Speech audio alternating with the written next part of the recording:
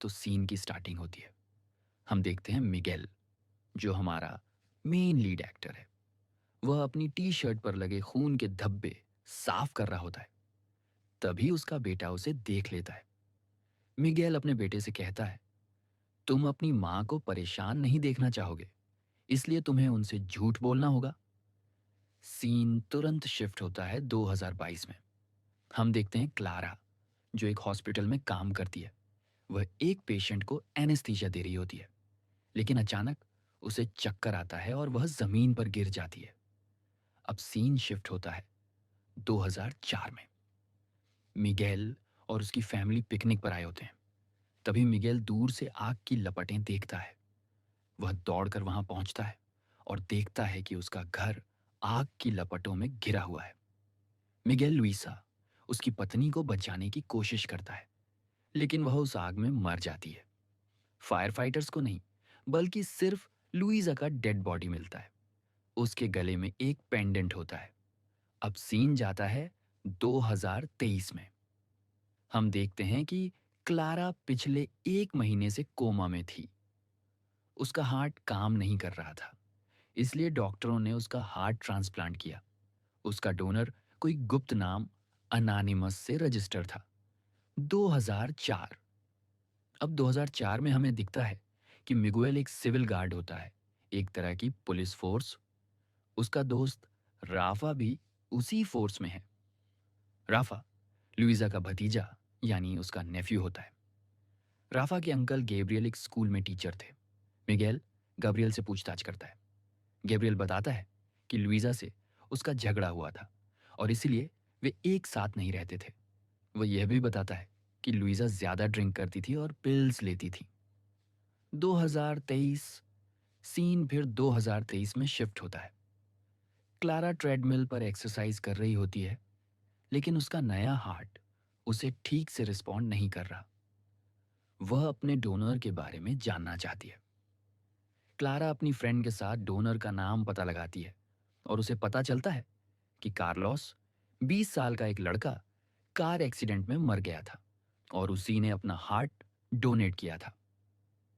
Internet पर search करके Clara को उसकी माँ मार्था का पता मिलता है। कार्लोस के बारे में और जानने के लिए क्लारा उसे कॉल करती है। 2004। सीन फिर 2004 में शिफ्ट होता है। डिनर की शाम है। मार्था और उसका पति मिगुएल के साथ लंच कर रहे होते हैं। वहीं मार्था बताती है कि गैब्रियल अच्छा इंसान नहीं है, वह उसे कई बार पीटता था। 2023। सीन वापस 2023 आता है। क्लारा मार्था को कॉल करती है और कार्लोस के बारे में जानने की रिक्वेस्ट करती है।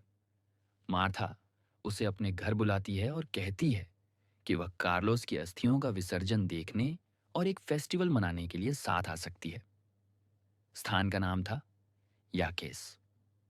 क्लारा जाने के लिए मान जाती है। जब क्लारा विसर्जन स्थल पर पहुंचती है तो उसे कार्लोस की गर्लफ्रेंड मारिया और उसका छोटा भाई डुरांड मिलता है, जो अब पुलिस गार्ड में है, यानी पुलिस जैसा ही काम करता है। वहीं क्लारा को पता चलता है कि मिगेल कई साल पहले रहस्यमय तरीके से गायब हो गया था और उसकी कार जंगल के बीचों बीच मिली थी। 2023। सीन अब भी 2023 का है। एक औरत अपने छोटे बच्चों के साथ जंगल में वेकेशन पर होती है। तभी उसकी छोटी बच्ची मीगुला, जो अभी बहुत छोटी थी, अचानक रहस्यमय तरीके से गायब हो जाती है। एपिसोड 2। सीन 2023 से शुरू होता है। सिविल गार्ड और टाउन के लोग मिलकर जंगल में सर्च ऑपरेशन शुरू करते हैं। क्लारा भी उस छोटी बच्ची मीगुला को ढूंढने के लिए तैयार हो जाती है। सब लोग जंगल के अंदर की तरफ बढ़ते हैं। उनके साथ डुरांड भी होता है। डुरांड नेटवर्क मिलने के लिए एक ऊंची हिल पर जाता है। तभी क्लारा को दूर से बच्ची की हल्की सी आवाज सुनाई देती है। उसका हार्ट तेजी से धड़कने लगता है। 153 बीपीएम। उसकी वॉच भी बीप करने लगती है। क्लारा एक अजीब सा दृश्य देखती है। काले कपड़ों में एक आदमी किसी अजीब तरह का नाच कर रहा होता है, लगभग किसी पक्षी जैसी हरकतें करते हुए। वॉच की बीप सुनते ही वह रहस्यमय आदमी क्लारा की तरफ देखता है और अचानक भाग जाता है। क्लारा छोटी बच्ची के पास पहुंचते ही बेहोश हो जाती है। सीन शिफ्ट होता है 2004 में। मिगेल एक बार में पूछताछ करने जाता है। वहां उसे पता चलता है कि गैब्रियल लुइजा को अक्सर पीटा करता था। उधर मार्था के बड़े बेटे कार्लोस के पैर में फुटबॉल खेलते समय फ्रैक्चर हो जाता है। जब डॉक्टर उसका एक्सरे करते हैं तो उन्हें पता चलता है कि कार्लोस की बचपन में भी कई हड्डियां टूटी थीं, जो बिल्कुल नॉर्मल नहीं था। डॉक्टर मार्था से कहते हैं, आपका बच्चा अब नॉर्मल नहीं है।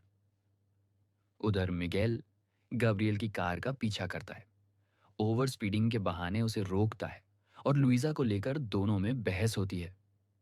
गब्रियल कहता है, हाँ, मैंने लुइजा को मारा था, लेकिन तुम्हारे पास कोई सबूत नहीं है।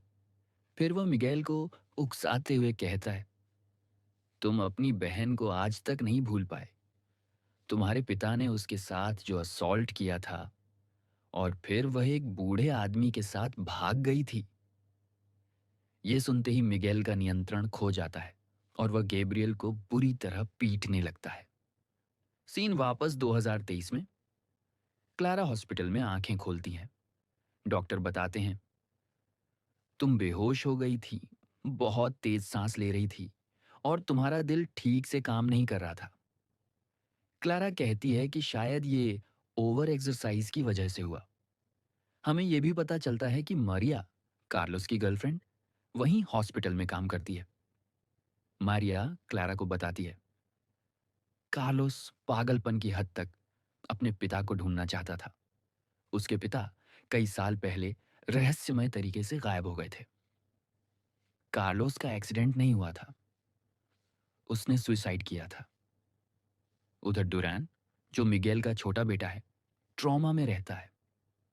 उसे बार बार याद आता है कि उसके पिता मिगेल की शर्ट पर खून के धब्बे लगे थे। उसके मन में लगता है कि शायद मेरे पापा ही कातिल हैं। सीन फिर 2004 में शिफ्ट होता है। मिगेल लुइजा के सामान की जांच करते समय एक चौंकाने वाली चीज पाता है। उसकी बहन के गले में जो पेंडेंट था, वही पेंडेंट लुइजा की डेड बॉडी पर भी मिला था। मिगेल की बहन भी रहस्यमय तरीके से गायब हुई थी। सीन 2023 में फिर लौटता है। रात को क्लारा मरिया की सोशल मीडिया स्टोरी देख रही होती है। उसी दौरान उसे कार्लोस की एक पुरानी वीडियो मिलती है। वीडियो में कार्लोस वही अजीब हरकतें कर रहा होता है, ठीक उसी तरह जैसे क्लारा ने जंगल में उस काले कपड़ों वाले आदमी को मीगुला के पास देखा था। एपिसोड 3। सीन शुरू होता है रात के समय। मिगेल गब्रियल के फार्म हाउस की तलाशी ले रहा है। अंदर जाते ही उसे दीवार पर कुछ अजीब से चिन्ह, सिंबल्स दिखाई देते हैं। कबूतर, बतख, हिरण और कई अन्य जानवरों के निशान। ये सिंबल्स बिल्कुल वही थे जो कार्लोस के कमरे की दीवारों पर भी बने होते थे।